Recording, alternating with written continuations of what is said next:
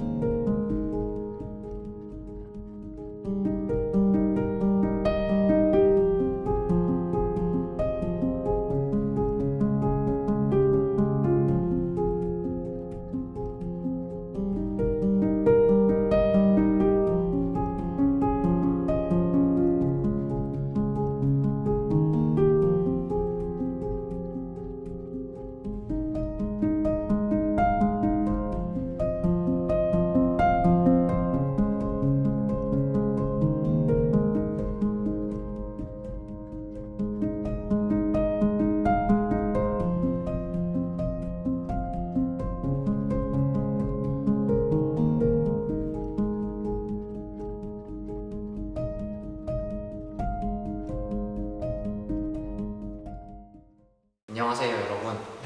저는 얼마 전 경기도에 있는 일본군 위안부 역사관에 다녀왔습니다. 한반도는 일제강점기 시대에 참 많은 민족적 고통의 시간을 살아왔습니다. 해방이 되고 77년의 세월이 흘렀지만 얼굴에 주름이 진 11명의 소녀들은 고통을 씻어지지 않고 안개처럼 아득하기만 합니다. 제가 오늘 발표를 우리는 평화의 소녀상을 세워야 한다 라는 제목으로 시작하는데요. 전국을 넘어 세계 곳곳에 위안부 할머니들을 기리는 평화의 소녀상이 세워졌지만 정작 미래 세대인 우리는 시간이 지날수록 그들을 잊어만 갑니다. 그래서 이제 평화의 소녀상이 땅 위를 넘어서 민족의 혼이 담긴 우리들의 가슴속에 세워져야 할 때가 아닌가 싶습니다. 이 사진은 부산의 남포동 초량에 있는 소녀상의 뒷모습입니다. 소녀상의 시선이 향하고 있는 곳은 어디일까요? 바로 일장기가 펄럭이는 일본 영사관입니다. 소녀의 뒷모습에서 아직까지 쓸쓸히 진정한 사과를 기다리고 있는 것이 보이지 않나요? 저 어린 소녀가 과연 어떤 표정으로 현대 사회를 살아가고 있을까 궁금해서 저는 경기도 광주에 있는 일본군 역사관을 방문했습니다. 역사관에 도착하자마자 할머니들은 저 표정으로 저를 맞아주더군요. 그 그분들의 표정은 당당하고 미안했습니다. 마치 우리들이 식민 역사의 산 증인이다.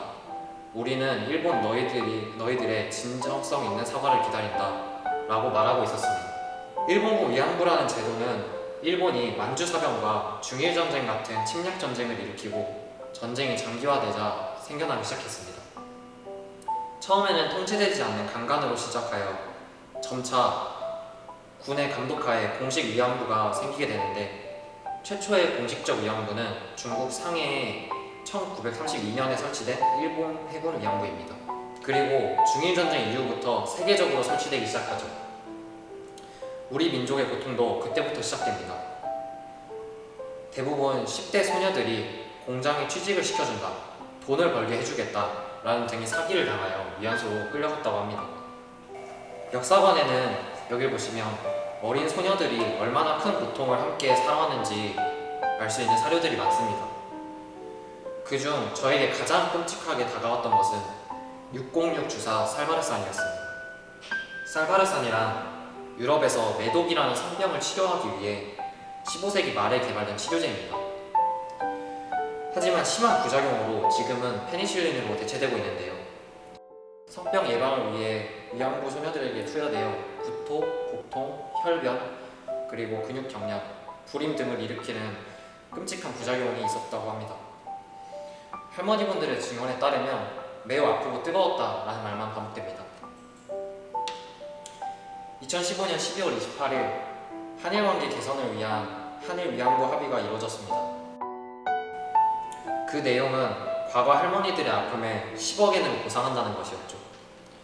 하지만 10억엔이라는 돈은 일본 영사관을 하루도 빠짐없이 쳐다보고 있는 소녀상도, 앞에 보여드렸던 위안부 역사관에 매일 우두커니 자리하고 있는 할머니들의 동상도 원하는 것이 아니라는 생각이 들었습니다.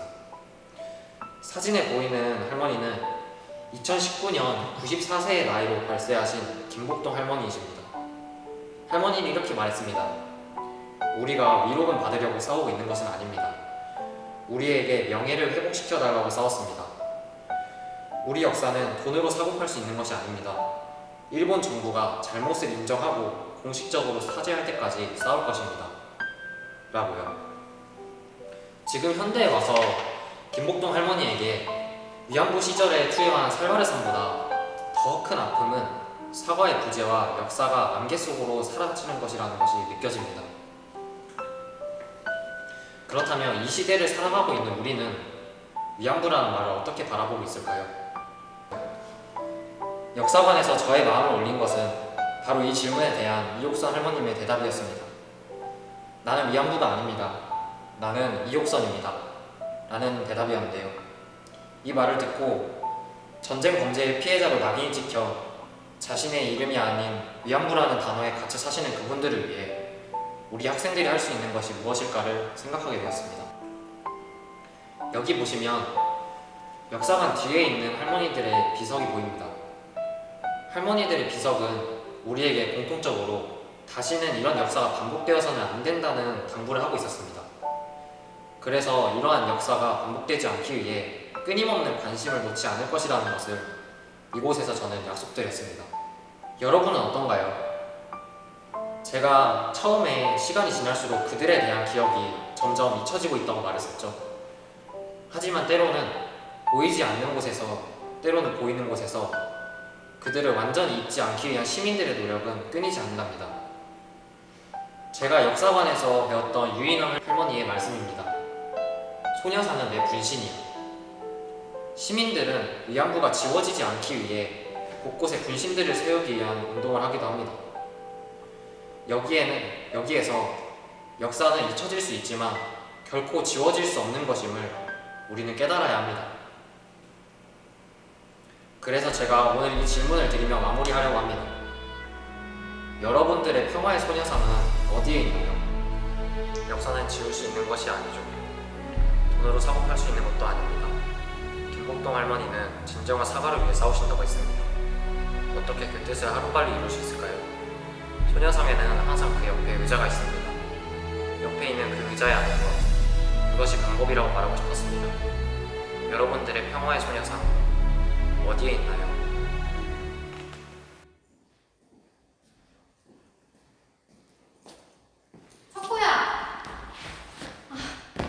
발표 끝나서 좋겠다. 나도 발표 준비해야 되는데 귀찮아 죽겠네. 너도 발표 준비할 때 하기 싫었지? 난 할만하던데.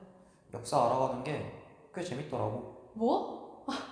너 왜 갑자기 이상한 소리를 하고 그래? 역사에 관심도 없던 애가. 아 몰라. 그냥 나랑 술이나 마시러 가자. 맛있는 안주에다가 소주 먹자. 어때? 근데 내가 오늘 시간이 없어서 가볼 곳이 있거든. 어디 가는데? 좋은 곳에. 야 어디 가? 좋은 곳이 어딘데?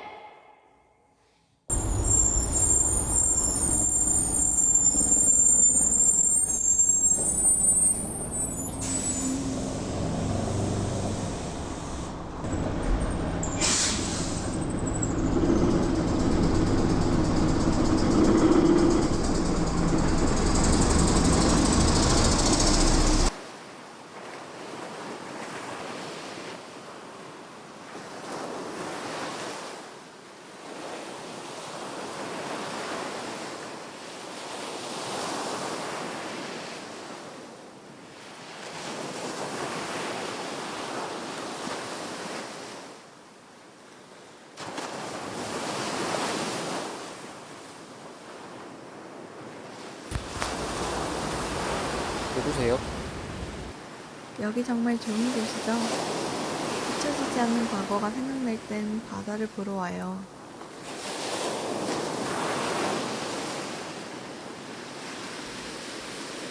저에게도 앞으로 잊지 못할 일이 하나 생겼어요. 뭔데요? 위안부 할머니들이요. 그동안은 관심이 없어서 잘 몰랐는데 이젠 알아요.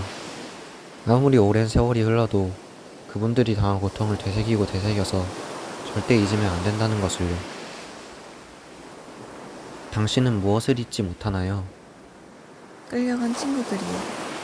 다 죽고 나 혼자만 살아 돌아왔어요. 무슨 일이 있었는데요? 내 친구들과 내 청춘을 빼앗겼고 내 친구 봉기랑 고향에 돌아가고 싶다고 서로 끌어안고 울며 얘기했는데 결국 봉기는 일본에서 먼 여행을 떠나버렸어요. 나만 돌아오고. 미안해요. 친구 성이 뭐예요? 배씨요. 배봉기. 그것도 절대 잊지 않을게요. 고마워요. 그래도 고향에 돌아오니 좋지 않아요? 기만 할 줄 알았는데 자꾸 나를 힘들게 해요. 뭐 때문에 힘들어요? 나를 어떤 쇼의 주인공으로 취급하는 것 같아요. 나는 그런 쇼 하기 싫은데. 나는 평범한 사람인데. 내가 왜 쇼에 이용되어야 하죠? 날 위안부가 아닌 평범한 사람으로 기억해줘요. 맞아요. 평범한 사람. 나처럼 바다를 좋아하는 평범한 사람. 오늘 바다는 유독 저를 위로해주는 것 같아요. 속이 뻥 뚫리는 기분이에요. 저도요.